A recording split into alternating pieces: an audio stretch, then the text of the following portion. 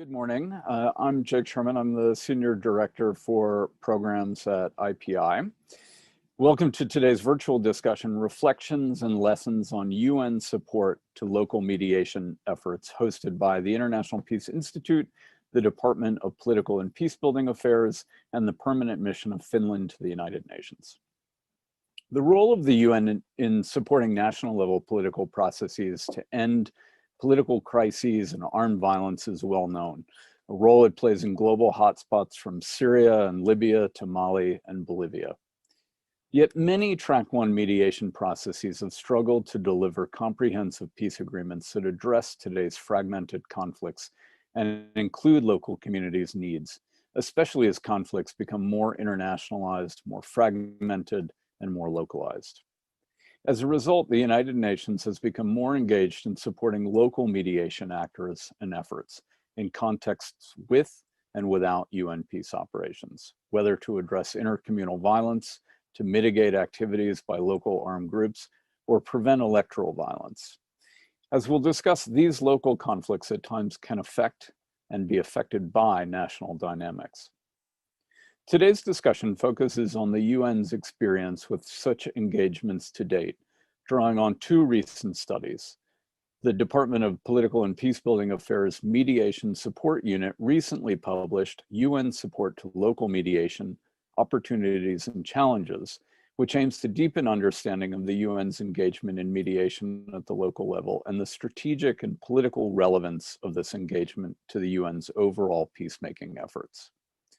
In parallel, IPI published a report entitled Parallel Tracks or Connected Pieces, UN Peace Operations, Local Mediation, and Peace Processes, which considers how local mediation fits into the broader political strategies of UN peace operations, including what capacities the UN would need to increase its engagement in local mediation, what role it can play, and how it should better configure itself and engage in partnerships to support such engagement.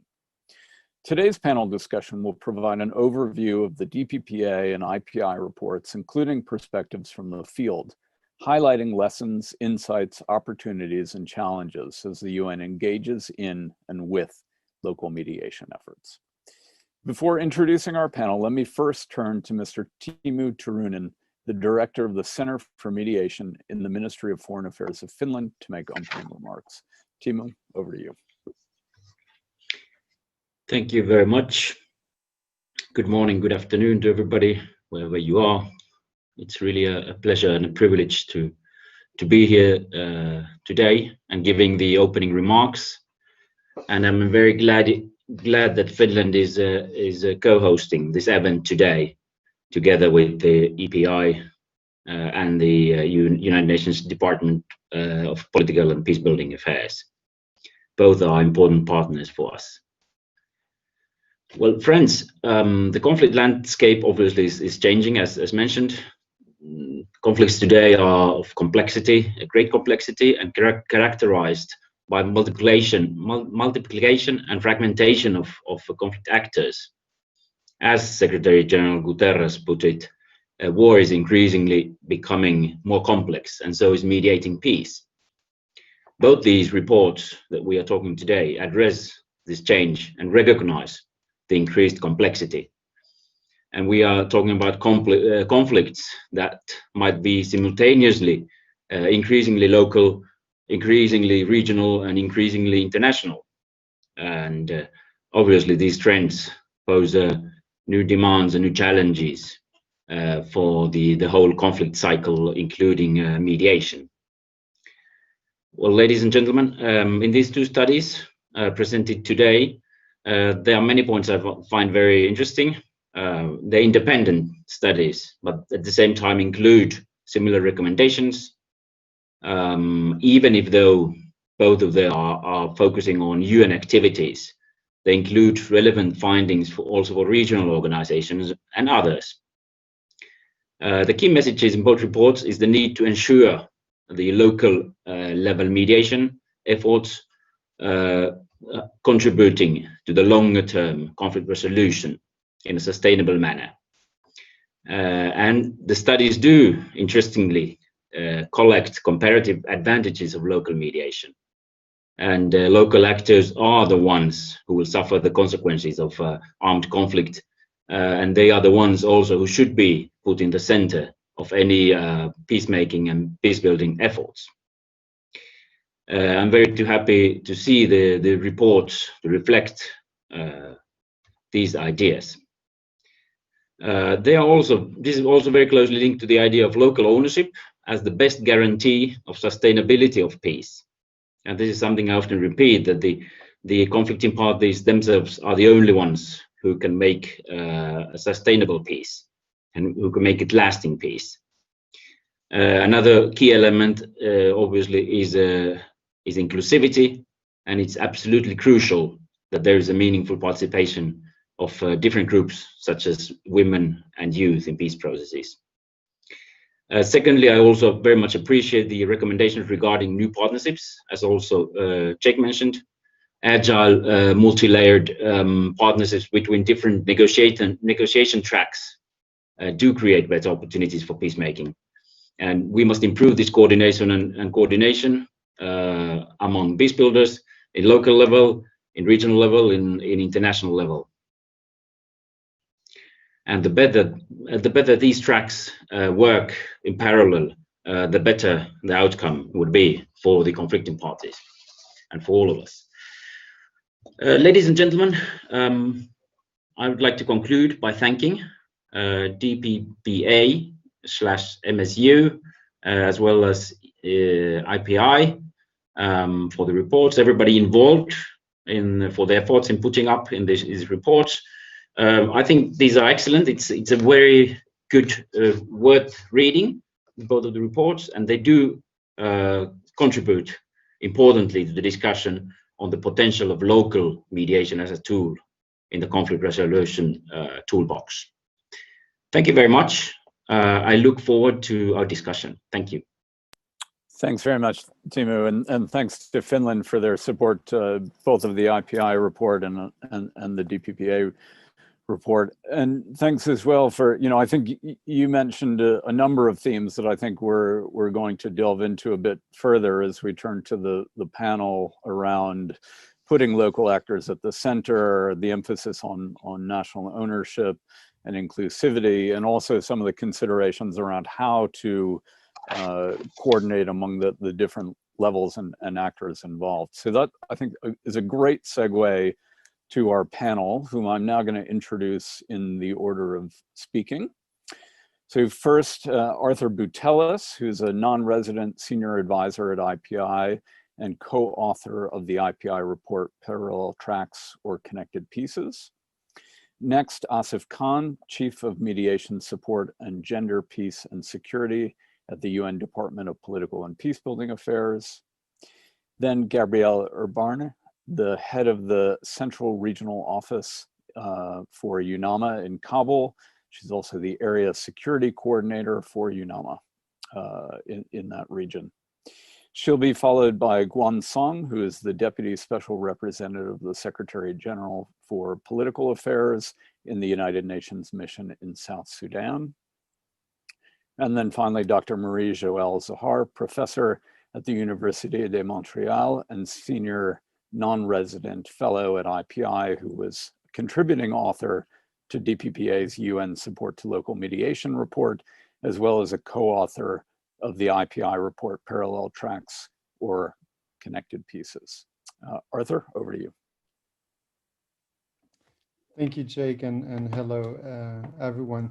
So I'll briefly introduce the IPI report that Delphine Méchoulon, Marie-Joëlle, and myself co-authored. Or precisely, I'll introduce the first part of the report because Marie-Joëlle will cover the conclusions and the recommendation. So this report was long in the making. IPI, if you followed the publications of the last few years, we carried out a number of mediation case studies, Libya, Syria, Yemen, Mali, Central African Republic, Colombia, etc. And as we did these, focused on the UN efforts, often the track one efforts, we noted the growing interest and growing recognition of the local mediation tracks as well. So why should it matter to the UN? Well, we've heard already, the evolving conflict landscape, fragmentation, localization, and the challenge that these pose to track one efforts that the UN has traditionally conducted or supported. National and local conflict dynamics influence each other, of course. Actors at the local level use national level conflicts, and national level actors can instrumentalize local conflicts in some cases. Also, local conflicts often have terrible impact on civilians and can destabilize the national level peace processes, or in some instances as well be instrumentalized by transnational groups. This is why we see a growing recognition of the importance of local mediation. So our report studies a number of local mediation initiatives, mostly where the UN had something to do with, and offers a typology to think through the opportunities and the challenges that they create. Local mediation, of course, means different things to different people. So we try to cover this as well. It ranges from inter-community dialogues, reconciliation efforts, local ceasefires, humanitarian pauses, and all kinds of confidence building measures between conflict parties. They can be more or less formal and depend not only on the specifics of the context and actors involved, but also on the identity of those who are mediating those local conflicts. In many cases, local mediation efforts are ad hoc, they're short-term, and they aim at alleviating the suffering of the people, of the communities. They help prevent electoral violence or agropastoral conflicts, but they can also help reduce fragmentation. They can open space, political space. They can help overcome sticking points or foster inclusivity in a more formal track one negotiation. They can also help with the implementation of a peace agreement at the local level. In a few cases, we also flag that they've made possible engaging with proscribed or criminal groups that were not necessarily included in the formal peace process. So our typology maps, and you'll see there's an infographic in the report. So it maps local initiatives based on two factors. The first one is the primary objective of the mediation, whether it aims to prevent, manage, or resolve local violence.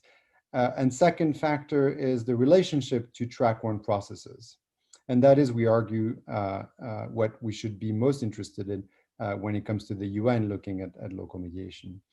So in some cases, local mediation efforts complement track one, either informally, that's the ANIFIS process in Mali, for instance, or more formally when they're integrated into the track one. We suggest that's the Hodeidah ceasefire in Yemen or consultations in Libya. In other cases, there are more parallel processes or standalone, and they deal with issues that are not addressed in the formal mediation, or they deal with local manifestations of violence that are not directly linked to the broader conflict. And I'm sure we'll hear about this on the South Sudan example.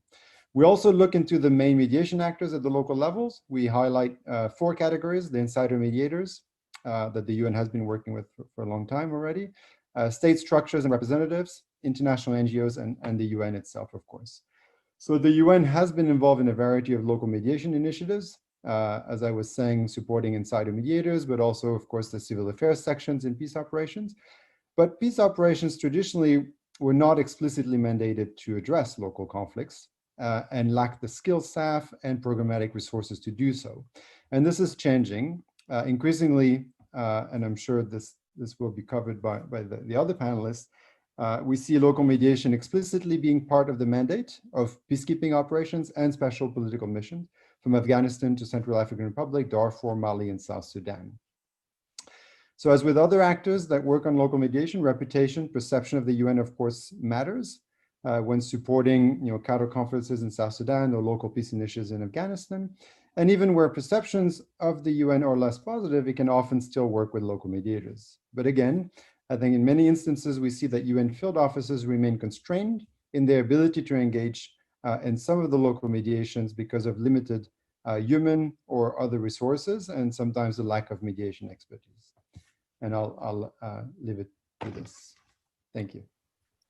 Thanks very much, Arthur. So And you mentioned the graphic. For those who haven't yet seen the report, it's definitely worth looking at the visualization, which I think neatly maps out the typology that you talked about in terms of the different types and aims based on the primary objective in relationship to track one processes, the formal, informal, at times linked, sometimes parallel, sometimes standalone, but also the utility of kind of categorizing the different actors involved. Asif, let me now turn things over to you to introduce the DPPA report, which I think draws on a lot of the same source material.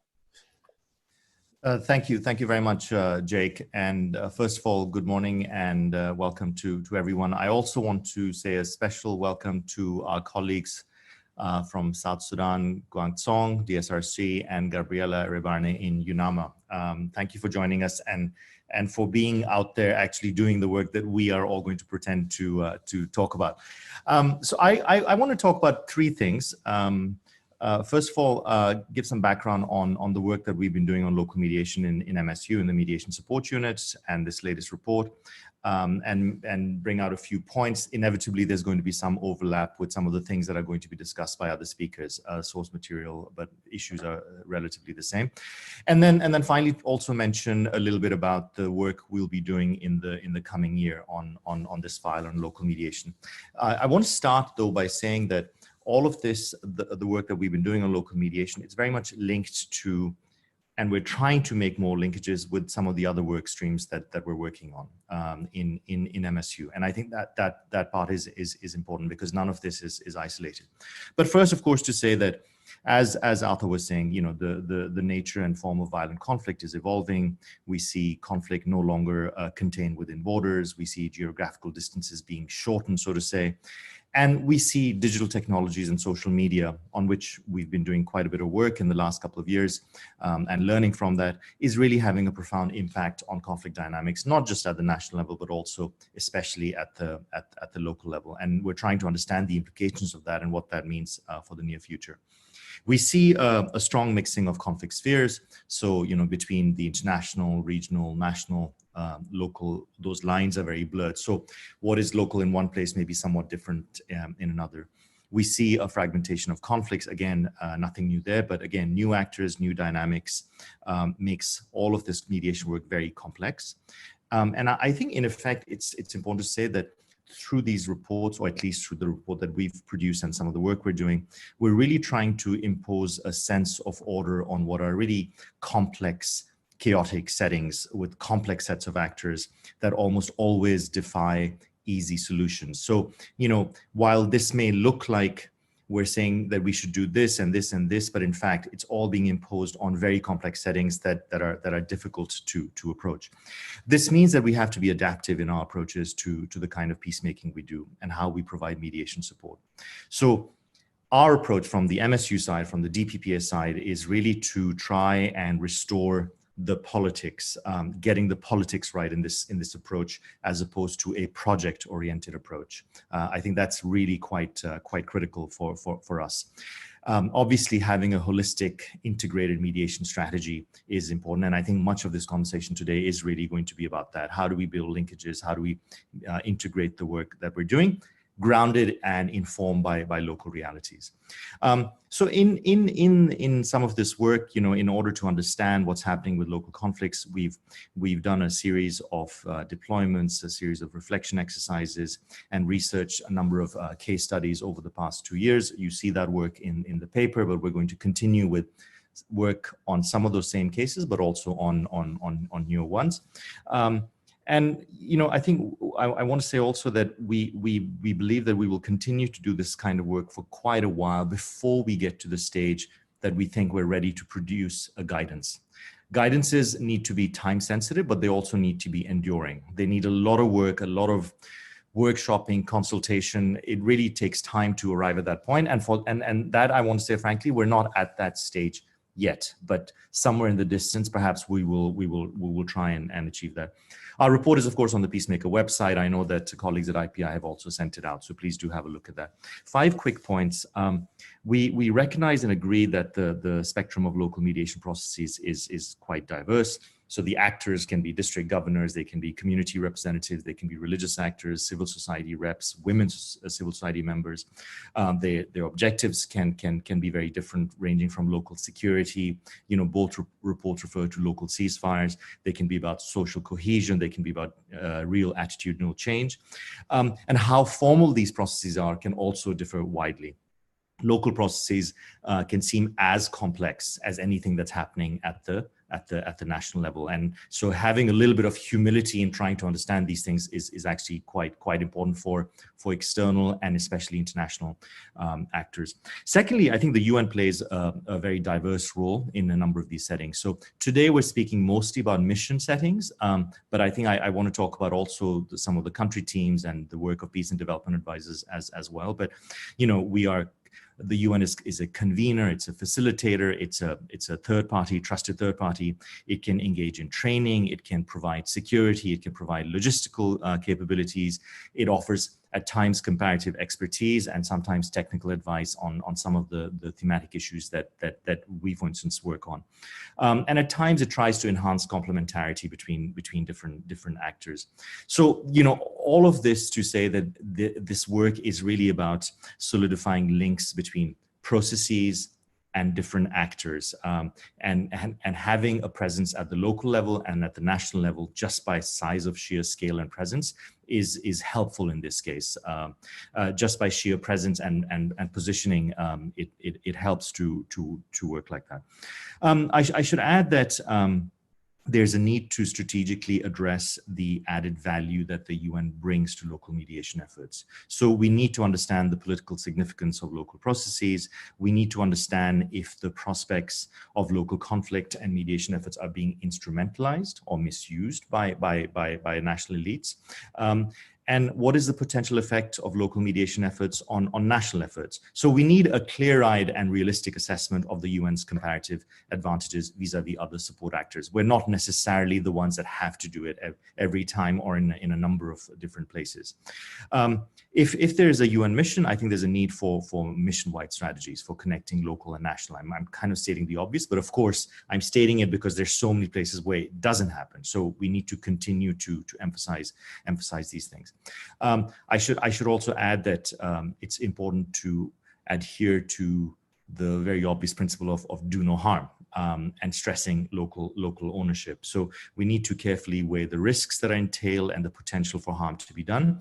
So, in keeping with my previous point, sometimes, of course, it's better that we step back, that we are not engaged, and that others are doing so. But all of this to say that it's something that requires a studied reflection rather than having it happen just by itself.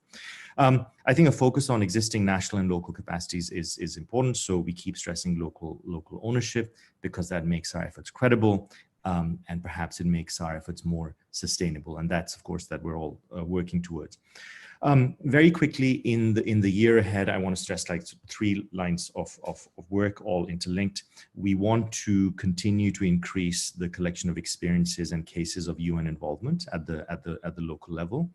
So we'll continue to work with our colleagues in peacekeeping operations and special political missions, but also in a number of different country teams, where we see more demand coming in with more awareness of the kinds of efforts that we're doing. We plan to also convene a series of what my colleagues call online insight laboratories. This is not my term, but we've come up with it, which is really to try and look into selected issue areas. So, whether it's about the inclusion of women, or whether it's about the inclusion of minorities or marginalized groups or youth, it's to look at hybrid forms of mediation. The past year has, of course, accelerated that our understanding of what that means, what hybridity means. But I think at the local level, it's going to be interesting to see what we can or cannot do. It's also to understand the role of traditional and religious peacemakers. We're working now more and more with a number of religious actors in a more coordinated way than we ever have. But it's important, of course, on a number of these areas to link it to what's happening at the local level. And then finally, of course, it's also to look at the role of civil society organizations beyond religious actors. And finally, to say, of course, that we're in this business, we will continue to provide operational support to our clients and partners, be they UN or be they non-UN, engaging with local processes. So ranging from capacity building to comparative expertise, coaching, and strategy development. I want to say that work is not going to be comprehensive, and with every single UN entity, it really has to be about prioritizing certain selected work, because there is so much that is going on. I'll stop there, but thank you very much. Over to you, Jake. Thanks so much, Asif. You spoke about the importance of getting the politics right, and particularly of making sense of the complexity of today's conflict settings, something that I think all of our speakers have touched on, and the importance in that setting of being adaptive in the mediation space, being able to make linkages where opportunities present themselves, and also to be able to assess where UN engagement makes sense. And on the point about the added value of the UN, I think our next two speakers are going to provide more insight into what this looks like at the local level, the challenges that the UN faces, where there are opportunities, but also some of the capabilities and partnerships that the UN has used to be able to do this. So with that, Gabriela, let me turn to you first for a perspective of what this has looked like in Afghanistan and UNAMA's involvement in local mediation efforts. Thanks, Jake. I will bring greater granularity, I think, to our discussions by giving you a concrete example of a project that we implemented in Surobi district of Kabul province in Afghanistan. And a lot of it is thanks to the mediation support unit, because they provided training, which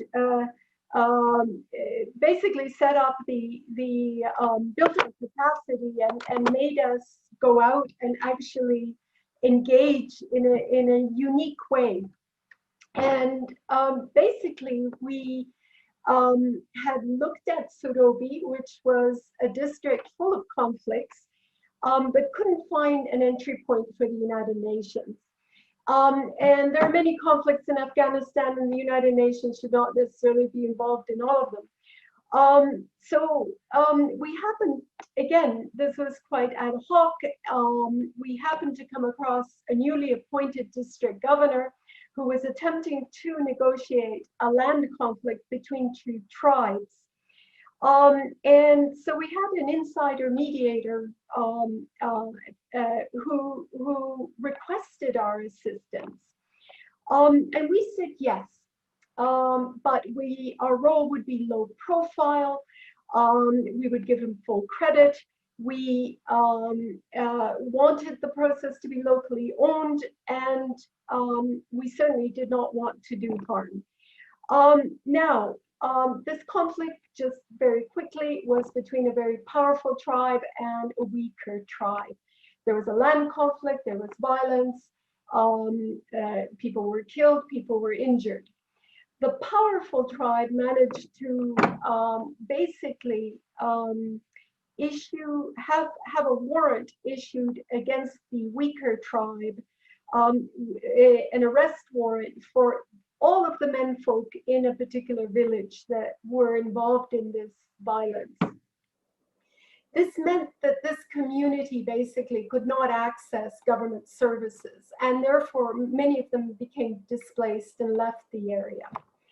The smaller tribe is allegedly linked to the Taliban, and the more established dominant tribe, of course, to the government. And so the conflict in Afghanistan was being played out in the microsphere. Now, the project document that we prepared took over a year to draft. And during that year, we established relationships with the people on the ground. And we had to be very careful about setting up the mechanisms that would ensure success. And those mechanisms involve setting up a working group around the district governor, who in fact would be most of the time quite busy with other work, to ensure that the conflict resolution effort never fell apart. There would be continuity. And in fact, it proved to be successful because this district governor left, another district governor came in, and the working group continued. We also established two working groups, one for women, one for youth. And these were also critical in that they contributed to the mediation process. Of course, they needed particular capacity building, particularly specifically the women. These are Pashtun tribes in conflict. They are extremely conservative. And the women had to, in a sense, very carefully find a place in these dynamics. You might ask, why involve yourself in a small conflict, relatively small conflict? What did this have to do with the Track 1 national process? And what it had to do, in a sense, in the short term, nothing, you would say.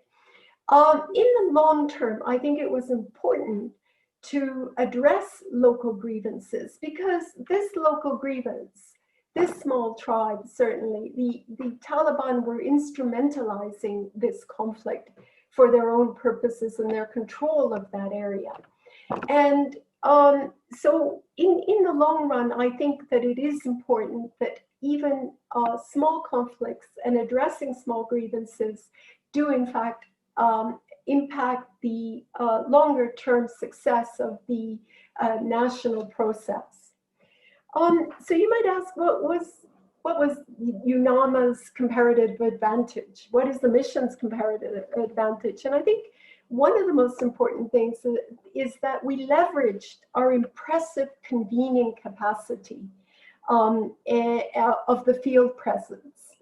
And that is something to really consider as something really quite unique. We are an international organization with some funding. We have bilateral funding from certain member states. But over 3 years, we spent 11,000 US, which is not very much. But it did help fund things like a radio program, which in fact built a constituency of support for this initiative over a much broader area than the actual conflict. And it also helped constrain these spoilers as a result. We built the capacity of our insider mediators, and that was important because we partnered with the Norwegian Refugee Council, and partnerships are important. And so the mediators, in fact, received training in land and property rights in conflict resolution. And we built political support as a UN mission with the provincial government, which actually put pressure on one of the key spoilers, a member of parliament, in this conflict. So in a sense, we worked at many levels to achieve a measure of success. The women's and youth groups mechanisms have sustained themselves and are in fact working on a whole set of much broader issues than they initially were set up to work on, things like COVID prevention. And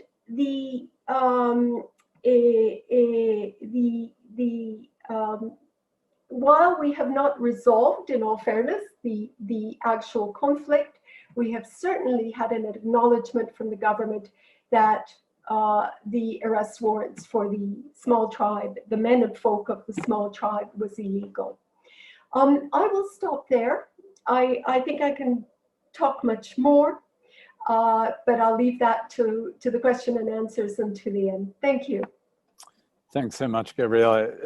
I think it's a great example of the interplay between local conflict, in this case over land and wider conflict dynamics in a very complex situation like Afghanistan, but also of the care and analysis and the relationships that are necessary to construct a local mediation process to mitigate the risks of exacerbating the situation. But you also highlighted ways of using that process to include traditionally marginalized groups and to support legitimate local authority. I'm going to turn to Song in a moment, but I also wanted to encourage those of you that are participating in the moment and in the virtual room to submit any questions that you might have as we begin to think about the discussion portion after the panel. And you can use the Q&A function at the bottom of Zoom. Song, please, over to you. Thanks, Jake, for this opportunity for me to contribute to this discussion. I'll be touch on a few areas. One is the comparative advantages of AMIS in the local mediations, and then the approaches that we have adopted, and then our interactions with the local actors and the partners. The advantages for AMIS in the South Sudan context, first and foremost, of course, it is our extensive field presence. In all the 10 states of South Sudan, we have one field office in each of the states. And in the field office, we have very experienced national and international staff. And some of the staff who have been working in the field office for 3 years, 5 years, some of them even more than 10 years. That's why they have very good knowledge, the institutional memory of the local dynamics and the local context. And besides, they are also very well trained. For nearly all our civil affairs officers, they have been trained by our mediation support unit and also the conflicts management skill sets. And they are well trained and they are also good at facilitating dialogue reconciliations among the communities. Then, through the years of these community engagements, they have gained the trust and confidence of local communities. That is also a big advantage, and people trust you as the third impartial party. And then, of course, the mission have the access to higher level authorities, no matter it is the national governments or national authority, or the regional organizations, or even UN Security Council. Then, of course, we also have our peacekeeping forces, our ample forces, who can conduct regular protective or deterrence patrols to the areas of hotspots to complement the mediation efforts on the ground. Of course, the mission also have its logistic reach, particularly during the rainy season, and then also the financial support to do some programming in terms of the local dialogue mediations. To leverage these advantages and to ensure the effectiveness, and we have adopted a number of the strategic approaches. The first is to prioritize our engagements and intervention, because in South Sudan, there are too many local conflicts among the 64 ethnic groups. And so that's why we have to, based on our conflicts analysis, the mapping, and also based on those conflicts that claim most of the civilian casualties, and also based on those the criteria that the conflicts that have the potential to derail the national political process. And we are focusing and prioritizing on those local conflicts. The second area is to strengthen our internal and external coordination and collaboration. Internally, we have been making every effort to have an integrated approach, integrated whole of the mission approach.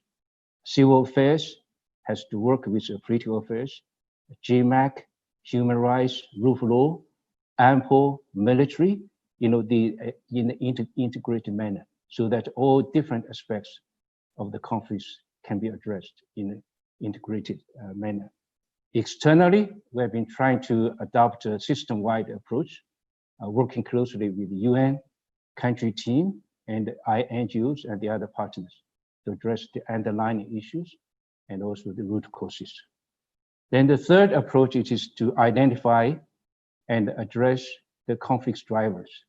Like in South Sudan, the cattle migration is one of the key conflict drivers between the pastoralist community with the farming community. That's why for every year before the start of the cattle migration, we have been working together with partners to organize pre-migration conferences between the two communities to diffuse tension, plan the cattle migration movement. And then after the cattle migration, we have been organizing these post-conflict, post-migration conferences between the two communities to address any outstanding pending issues so that to prepare the next season of cattle migration. So this is another approach.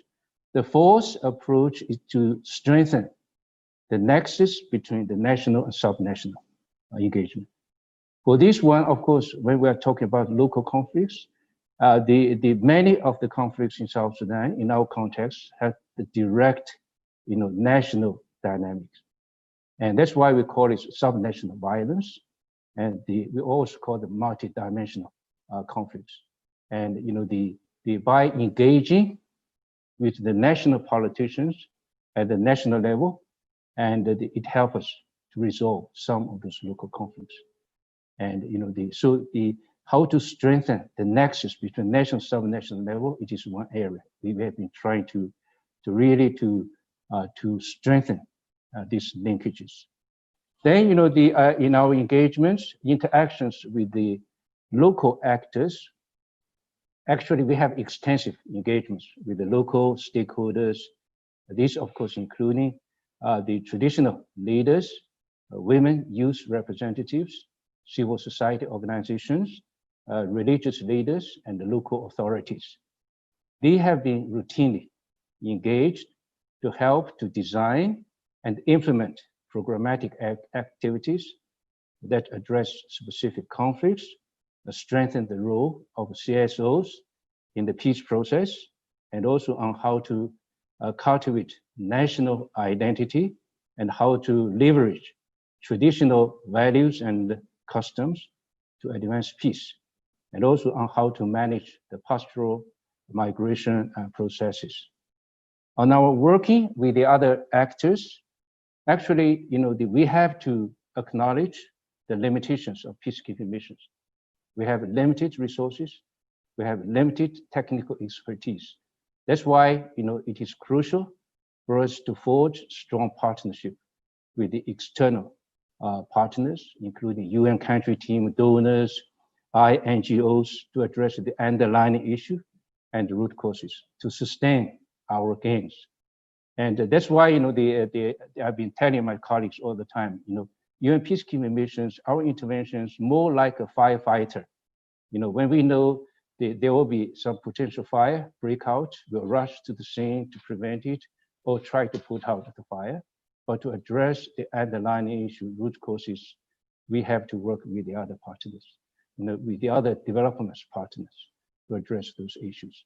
Like, for example, in the case of Jonglei, where we have witnessed most of the conflicts last year, and actually for last year alone, more than 1,000 people have been killed, and 600 people have been abducted. 600 women and children have been abducted among the clashes between these Low-Nur, Dinka Boer, and Merli, these three ethnic groups in Jonglei. And what we are currently working is together with 10 partners. This includes from UN country team, NGOs, local NGOs, and we are working a comprehensive proposal of $12 million, and which has been funded by the multi-donor trust funds to address the underlying issue, root causes. Because in the previous years, we have been organizing many conferences, dialogues among the communities, but they are not sustainable. It can last for a few months, but after a few months, normally it breaks down. That's why these rounds we try to work with partners to address this underlying issue, the root causes, like actually we are focusing 3 major areas. One is the reconciliation, one is the stabilization, and one is resilience. It's really try to address the rule of law issue, alternative livelihood, women empowerment, and the law enforcement and accountability issue, dialogue, and the alternative livelihood. So in this way, we are hoping that we will be able to break this vicious cycle of violence in jungle. That is all. Thank you very much. Thanks very much, Sung.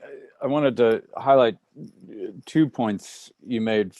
First off, the process by which the mission went about establishing criteria for determining where and when UNMISS should engage in local mediation efforts, particularly where, as you said, the subnational had a direct impact on the national level, but also the fact that despite the extensive field presence that UNMISS has, which enabled the mission to engage in this, there are still limitations on resources and expertise. And as you said, the importance of working with a range of other actors, both within the UN system and outside, in part to address some of the structural drivers of violence that a peace operation may not itself be able to address. And it might be interesting as we get into the discussion to look at what some of these forms of local engagement look like in situations where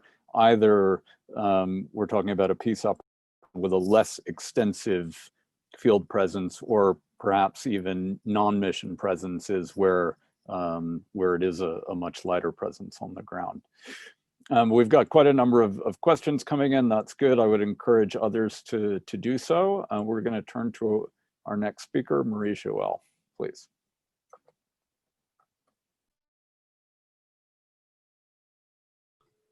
Thank you, Jake. And before I start, given that I was asked to kind of pull all the threads together, let me, first of all, thank you and Asif for the opportunity to participate in this reflection, and particularly Asif for allowing us, Arthur and I, to be at the workshop where you brought a lot of people, and also to thank Gabriela and Song, but also their other colleagues who are not here today, and without whom we would not have been able to get a sense of what was happening on the ground, given that these are not the things that usually make either, the media bylines or that get reported in much detail, although it's very important work. So I want to also make another comment about the similarities in both reports. To my mind, they are encouraging, because that means that researchers and insiders seem to have actually reached more or less similar conclusions. And that to me is heartening, because it seems to suggest that the work is on the right path. And I'm encouraged to hear from Asif that this work is going to continue into the next year and beyond. Now, having said that, both reports have a set of insights and recommendations. And our report, Delphine, Arthur, and I, divides them on a strategic and a more operational level.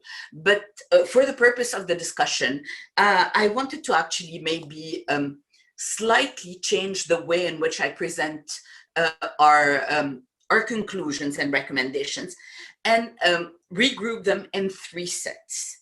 The first is requisites, the second is principles, and the third is objectives. And I think that will also allow a connection with the insights and recommendations in the MSU report. It is very clear that the transformation of the conflict landscape makes this work urgent, but that neither of our reports is the final word on this. None of them is comprehensive. And there's a lot of work, as Asif mentioned, that happens outside of peacekeeping missions, which were the focus of the IPI report. Nevertheless, what has emerged in our thinking, our analysis, is something that was actually highlighted earlier by Song, and that is the risk of peacekeeping missions transforming into firefighters putting out fires across the landscape of a given conflict without necessarily having either the ability, the bandwidth, or even the mandate, in some cases, to address the climate conditions, to continue with the analogy, or the existence of the pyromaniac who's setting up the fires. And so the idea of really thinking about which conflicts, which local processes to prioritize in order not to disperse resources is an important thing. There is a danger, and that is true at the UN and elsewhere, when there's a new topic that comes up, for this topic to become a fad and to be seen as a panacea. But I'm again heartened to see that is not currently the case. However, it is clear that particularly as peacekeeping missions have stronger mandates to protect civilians, that local mediation processes could be a useful tool in this respect. Yet they need a set of requisites without which they are not likely to work. And these have already been highlighted. Let me simply summarize them.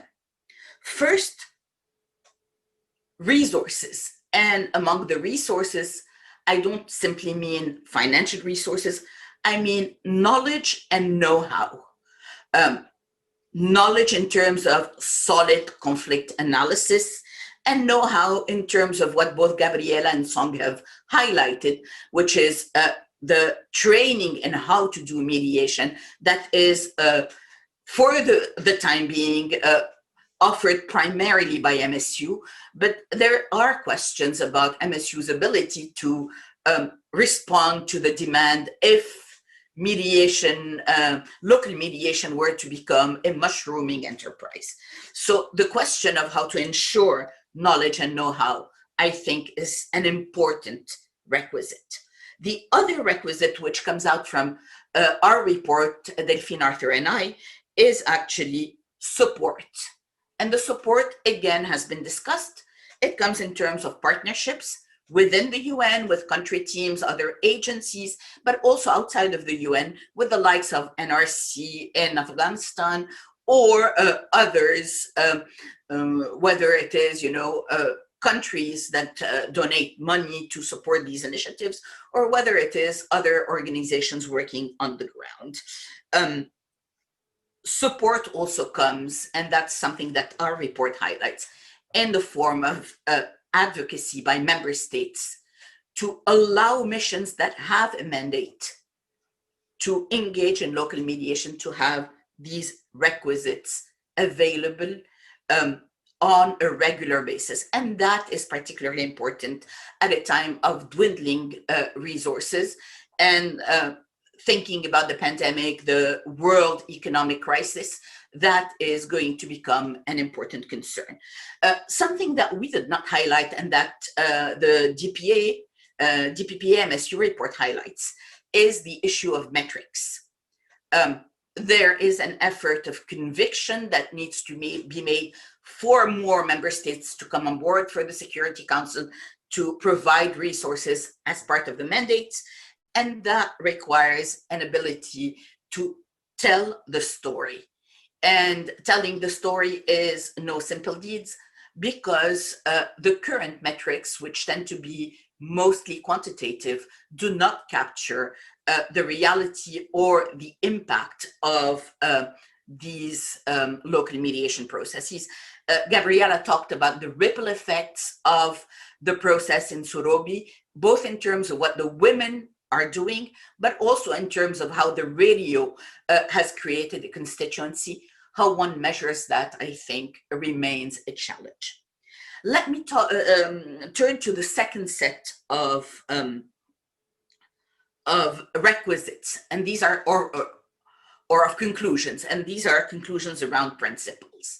I think here it's interesting to see both reports agree on do no harm, inclusiveness, and local ownership.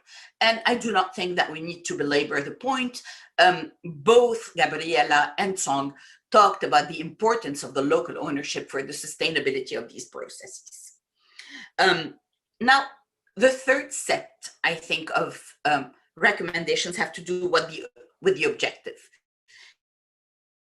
And are highlighted that prioritization should be in terms of process strategic. Question becomes, what is a strategic difference? I would like to actually suggest that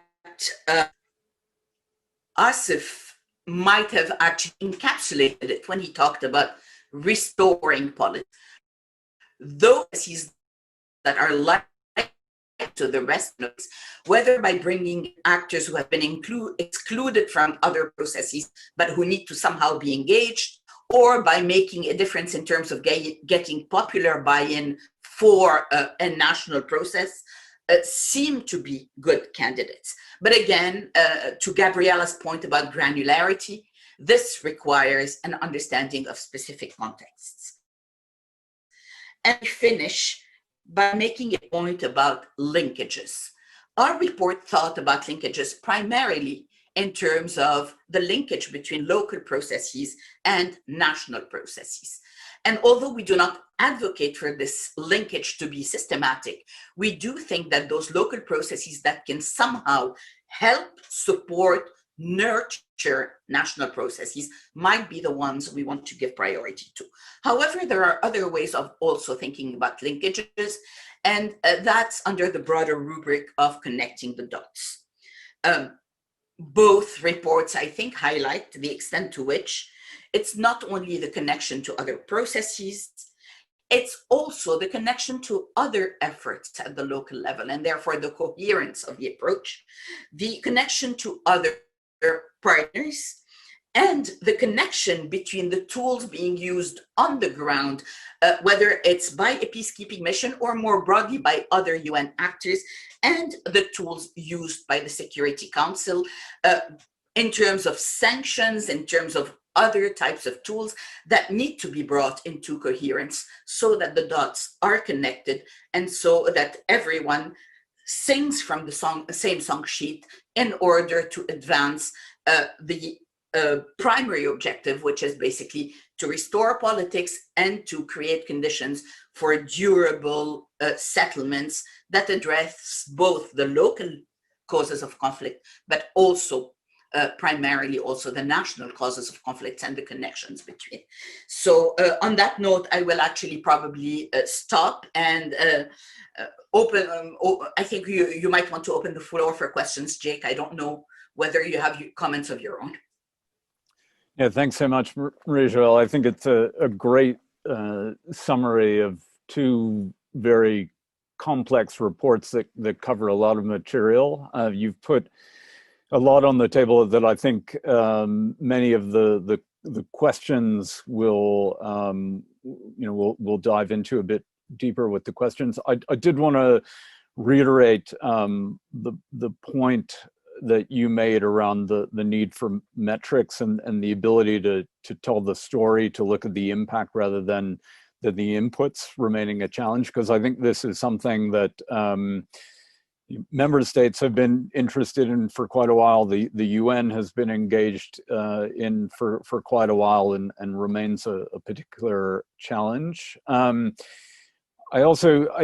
sound broke up a little bit when I think you were talking about what is strategic engagement look like, and if I understood you correctly, I think you were talking about it's restoring politics and bringing in actors that have been excluded, but just wanted to give you an opportunity to confirm that I'd heard that correctly. So we've got a lot of questions, 15, we've got about half an hour left. So I think what we'll do is try and maybe split the questions into two groups to allow the panel to respond to some of them, and then we'll take a few more questions. I think probably the best way forward is just, I can read some of them out. I'd invite the panelists to look through them as well. Don't feel that you need to respond to all of them. Some of them are addressed to specific panelists. Gabriela, there's a number in there specifically about Afghanistan. But maybe to start, there's a few questions around issues of legitimacy, particularly working with local actors. So how the UN should gauge when local actors have sufficient local legitimacy or sovereignty in order to maximize peacebuilding interventions and avoid fostering the perpetration of armed conflict based on essentially local players that are not actually working in the best interest of peace.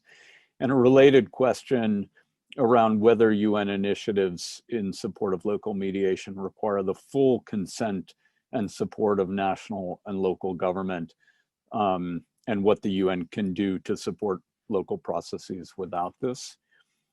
There's a related question about whether it's always appropriate to make the link between local initiatives and Track 1, which I think some of our speakers have touched on, but might be interesting to see whether there are examples of attempts to make that linkage that have actually been unproductive or have done harm. A question around how the UN handles issues of accountability and power in its relationship with local mediators. And then maybe we can take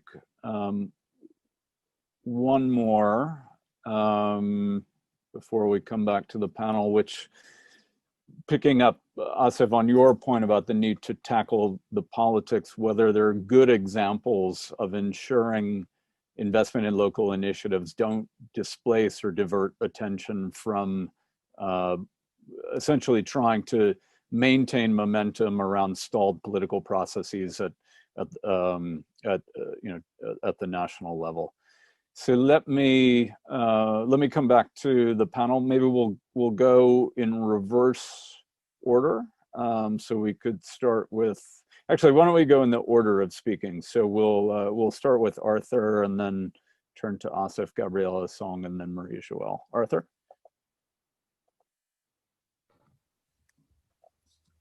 Sure. Thank you, and thanks to you for all the questions. I'll try to tackle a couple, but I think that the colleagues from the field have already answered partly some of these questions, especially in terms of how you assess the legitimacy of those local mediators and insider mediators. There's a lot of literature on this. So we did cite the literature on insider mediation. There's a lot of experience. One issue we tried to look into that was one of the more tricky ones was precisely because the report focuses on peace operations is the role of the state and how much you should involve the state or not in those local mediation processes if he's not involved, and especially when the state may be either absent or maybe party to the conflict or at least part of the problem. And what we argue and what we've seen in a number of cases is that if you want, and that comes back to the issue of what's a strategic engagement in local mediation. What we see in the context of peace operation is that where you can link it at some point, at least not necessarily at the very beginning of the local process, but at some point involve the state, it is probably going to be a more sustainable process, and you have more chances that the local will help the broader peace stick. And I think it gets to the issue of sustainability as well. I think one of the concern with the UN getting too involved in a lot of local processes that we call parallel, that are not directly linked to Track 1, is that not only you spare resources, but also those processes become dependent on you. And unless those capacities are built, but we heard from the colleagues in the field, they're very conscious of this. you build those local capacities, but unless the means to sustain those local mechanisms are there, then you create a bit of dependency. Where is it appropriate to link? I'll let Marie-Joëlle, I think she'll be able to speak of one of the examples we treat on the asymmetric deals in Syria. I think that are a good example of the in cases where you can actually do harm. But where is it appropriate to link? I think we argue that it's most strategic for the UN to try to link, but again, it doesn't need, there's a timing to it. A local process can be delinked at the beginning, but can become linked later. The same way a local process, like we use the case of Anefis, for instance, in Mali, it starts with not much of an involvement of the state at all, and actually not much of an involvement of the UN. It's really a deal between armed groups initially that doesn't seem to be very linked to the process. And as the process goes on and there's a second round, then the UN realizes and the state realizes that this actually can reinforce the implementation, can support the implementation of the peace agreement, the 2015 Algiers peace agreement, and then it becomes more strategic, then it becomes more linked. So I think we don't want to paint a black and white, because often these processes evolve, and the local can become linked, or you can contribute to linking it in a more strategic way as well.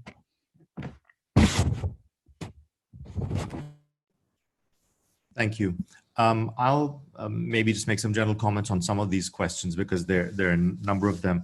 But on the first one, which was about trying to understand which local actors to engage with and ensuring that they are the right ones, or they are legitimate or representative. I mean, I think this is less about mediation strategy as it is about the UN presence on the ground, doing an appropriate analysis and having a really good, realistic situational awareness of who to actually engage with.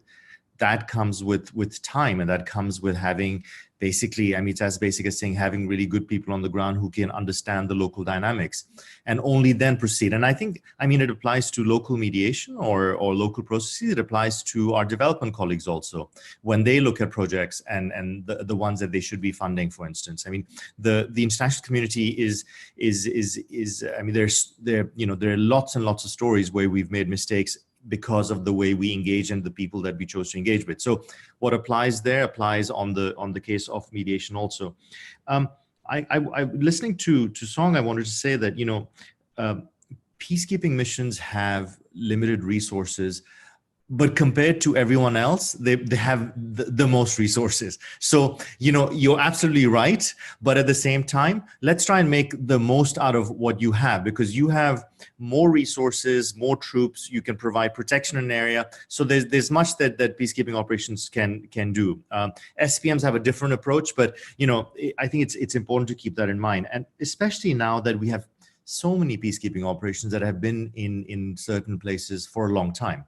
They haven't been there for 2 years and left. And one of the things I was thinking throughout this discussion was that when you look at local mediation issues, or the fact that we keep stressing that we have to work with local actors and have national ownership. But it also, it's nonetheless in the design of our strategy, the longer we are in a place, the better we have a sense of it.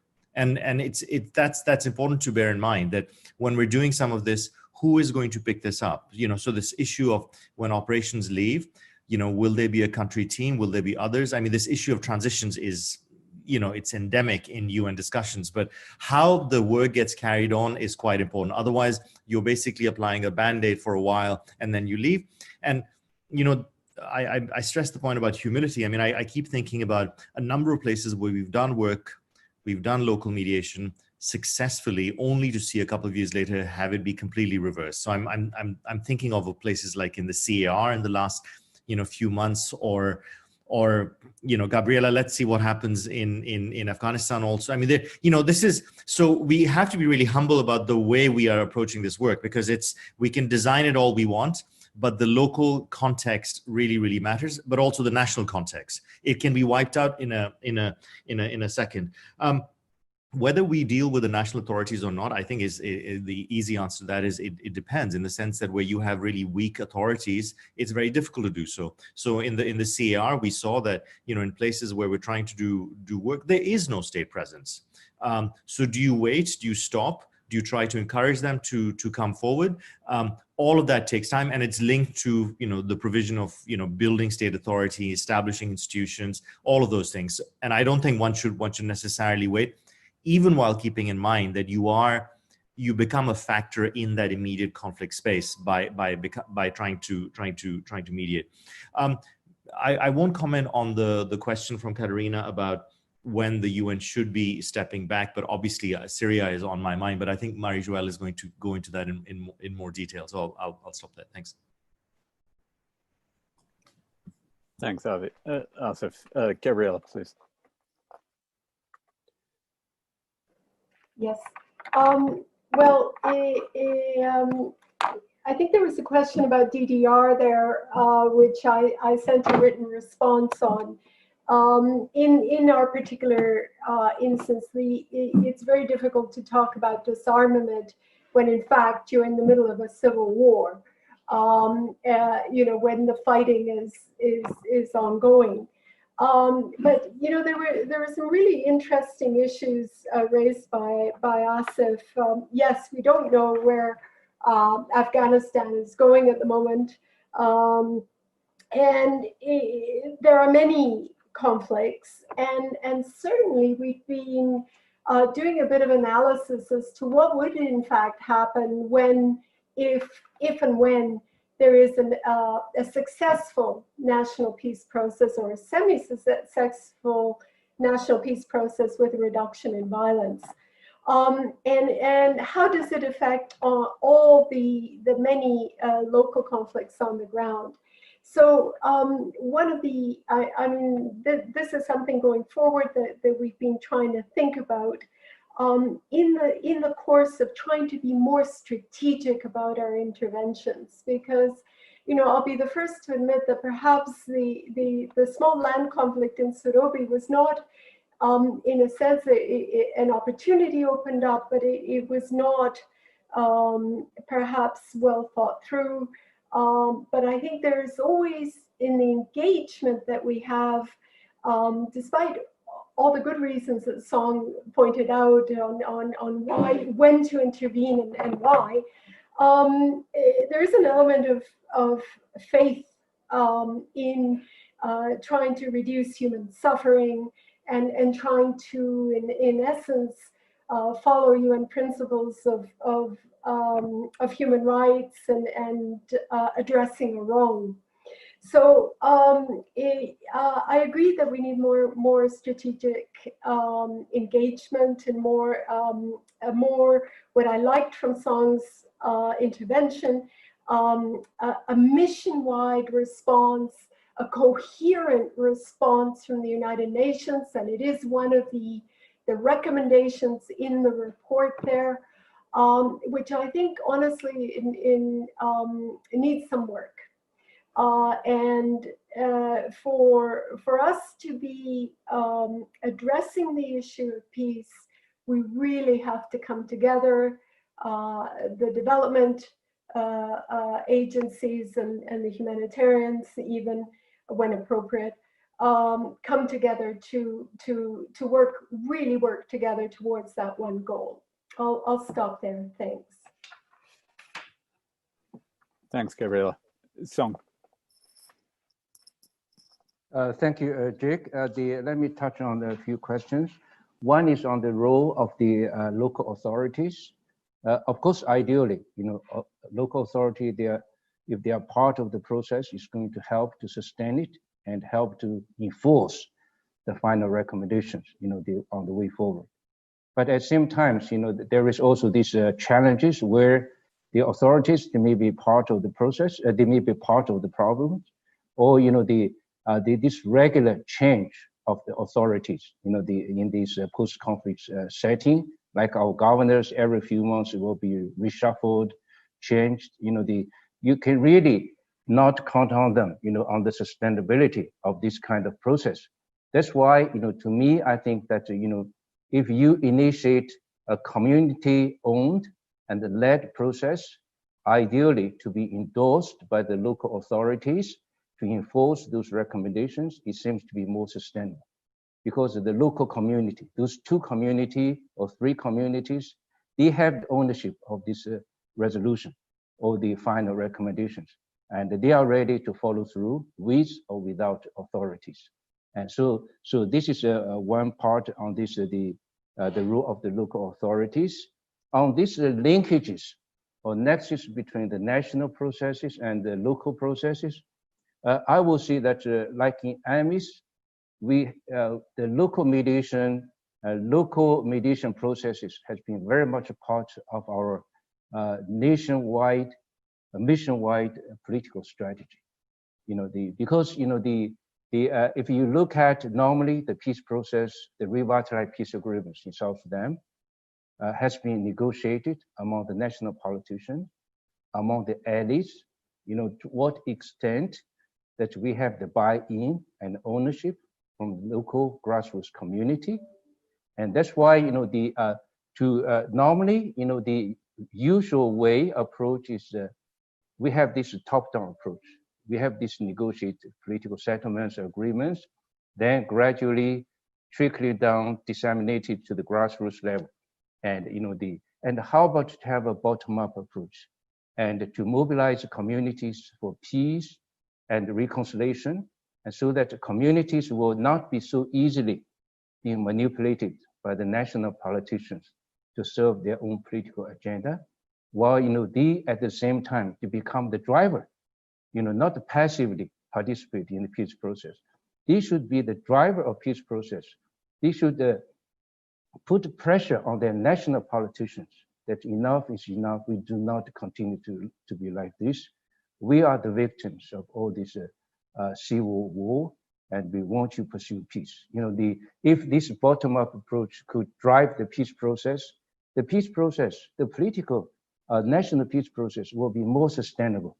And that's why, my theory is that top-down should be supported, reinforced by bottom-up, and so that the national political peace process will be more sustainable, and to have the ownership and the buy-in of the grassroots communities. Actually, in South Sudan, we have some of these good practices. Soon after this signing of the revitalized peace agreements in December 2018, and while the negotiation, the progress has been very slow, at the national level. At the grassroots level, our team has been working with partners to bring the governments with the opposition together to have dialogues, and we call it local rapprochement initiatives or confidence trust building initiatives. The bringing the governments, the communities together, particularly those governments, opposition together, commanders, local commanders together to have a dialogue, to open up the markets, and to provide access to humanitarian, the actors, which really help to bring the peace dividends to the grassroots communities. Even far before the national politicians, they have made substantive progress. That really gives people hope that the peace is coming. Now, our commander is talking with the opposition commander. They are ready to open up the markets so that to benefit the local community. So those kind of initiatives really help to build the confidence and trust on the national peace process by the grassroots communities. Then, of course, on the issue of accountability for this one in South Sudan, we have some practices like it has been led by our colleagues from Rule of Law. They have been organizing, supporting this mobile court to address these local conflicts, to address this accountability issue. Like in the Western Bahri Ghazal and the Warab state, the 2 states, because of this the cattle migration related incidents, hundreds of people have been killed during the migration season. And what they are currently doing is to organize a special court, and which the both formal and informal the justice mechanisms are involved. The judges are there with the traditional leaders serving as observers. And the armies, our mission, supporting them as a mobile court to travel to those hotspot areas. And the safety security will be provided by our peacekeeping forces. And they'll be traveled to this hotspot area to try those cases and to help to prevent further escalation of the tension of the local conflicts, which is really helped. So that process is ongoing, the mobile courts and also the special courts to address this the accountability issue. Because as I mentioned earlier, our role has been more like firefighter, because like in jungle, these are local conflicts. There has never been any accountability. No one has been arrested. So that's why how to counter this impunity, by strengthening the law enforcement, the court, and even the traditional disputes mechanism, so that the accountability can be addressed. That is part of these packages for the jungle aid, which has been supported by donors to address. Okay, that is all from my side. Thank you. Thanks so much, Song. Marie-Joëlle. So many questions and so little time. I see the clock ticking. I'm going to try and take a few of them, and I'll answer briefly. So apologies to the audience. You've posed a lot of very important questions that require much longer time to address properly. But I think it also means, Jake and Asif, that your next reports and the rest of the stream of work is all the more important. So a number of things. First of all, on the issue of which processes to engage in, because there are a number of questions around that. A reminder is that in our IPI publication, we focused primarily on UN peacekeeping. We did not focus on the UN more broadly. So when we suggest that for a peacekeeping mission, it might be useful to think about whether it is strategic to engage in mediation, that does not mean erring on the side of not engaging.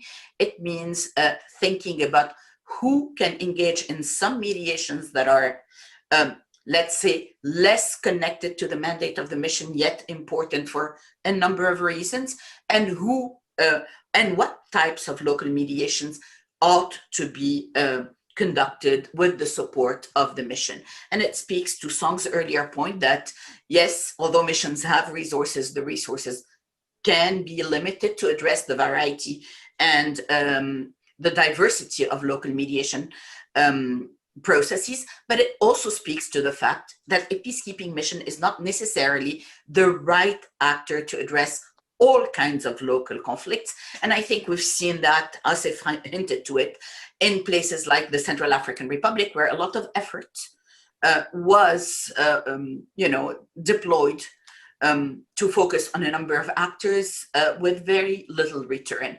And to the point that Jake made earlier about metrics and evaluation, the more so-called failures can be pointed at, the less likely it is that this effort, which is very important, will have the buy-in that it deserves. So erring on the side of caution, but that doesn't mean not engaging. It simply means maybe connecting the dots with other actors who can do what the UN peacekeeping mission doesn't do. And I do think that's important because there are cases where engaging in a local process, either because the actors end up being spoilers or because the objectives might be devious, can harm the legitimacy of the mission and make it look less impartial. And although it's not a mission, that is what happened actually with the UN in Syria, because at one point the UN attempted to negotiate a ceasefire in a very strategic town, Aleppo, but it wasn't mindful of the fact that local ceasefires had been regularly used by the government of Syria as a way of actually disarming opponents and then reneging on all the promises that were made to these opponents. And therefore, ceasefires had become completely synonymous with military surrender. And the moment the UN talked about a local ceasefire, that is what the opposition heard. And as a result, the UN had to actually work very hard, and it's to the credit of the special envoy and his team that they did, to rebuild their legitimacy with the military, the armed actors of the opposition in Syria. So that's the kind of example where one needs actually to have deep knowledge to understand not just what is happening, but also how various actors perceive things. Now, on the other hand, to the question about legitimacy, I think the word legitimacy might not be the right one. And I can understand that my development colleagues who are on the line and asking questions might be jumping. To my mind, legitimacy can be politicized. You can use the word legitimacy to exclude people. I think what is more important for the UN, and that's the point we make in our report with Arthur and Delphine, is relevance. If actors are relevant and they make a difference on the ground and there's a local process that they are engaged in, then we need to talk to them. That does not mean that we flout the rule of law, that we go against the principles of the UN, that there's no accountability. But there is a margin between not talking to actors and actually, engaging with them without making promises that the UN cannot keep, simply because they are in contradiction with the principles upon which UN peacekeeping works. There's a huge margin, and unfortunately, in some cases, either pressures from certain member states or, cautiousness not to talk to so-called prescribed actors has prevented the UN from engaging in side discussions, parallel, complementary processes, such as, for example, the process in Anefis, which is an exception to the rule, but an important exception in the positive impact it has had. Now, in terms of, which kinds of conflicts, in terms of prioritization, I am mindful of the fact that, for example, both the Afghanistan and South Sudan examples give us, I think, useful pointers. In both cases, there were land conflicts. But the land conflict in South Sudan is much more intimately connected to the broader conflict, in the sense that the communities have become associated with certain political positions. And because the land conflict is also one of the reasons why youth are getting mobilized into armed groups. The Surobi conflict, even though it is between groups that are connected to various parties, might not be as intimately tied to the politics. In other words, that's where, both deep knowledge allows us to say, absolutely, let's get into this. But also, I want to highlight, that's where being able to experiment, and Surobi was an experiment, which basically ended up providing the UN with a lot of benefits locally and more broadly. Being able to experiment is absolutely important. So I would actually advocate for member states and other partners, as well as the Security Council, to actually give UN peacekeeping and UN special political missions some margin to experiment with things that may not look like they are important right now, but which may, as Arthur and Asif actually pointed out at various points during our discussion, may yield in the medium to longer term very important positive results or leverage for the broader processes. Linkages are not automatic. We are talking about chess games where one has to think, 10 steps ahead, what might happen today, and how by moving certain pieces, you might be opening or closing opportunities. This is not easy, this is not obvious, and no one's gonna get it right every single time. But if we're not allowed to try, we will not be able to understand more clearly where to engage, how to engage, why to engage, and the guidelines that Asif rightly said cannot come right now because it's not yet ripe, will be very long in coming if there is no room for that experimentation. Thanks so much, Marie-Joëlle. A strong plea for adaptability and a willingness on the part of member states, and particularly the Security Council, to grant that flexibility to UN peace operations. With that, we've come to time, so I want to thank all of our speakers, again to thank Timu and the government of Finland, and to everyone who's joined us today. Thanks so much and have a good rest of the day. Take care.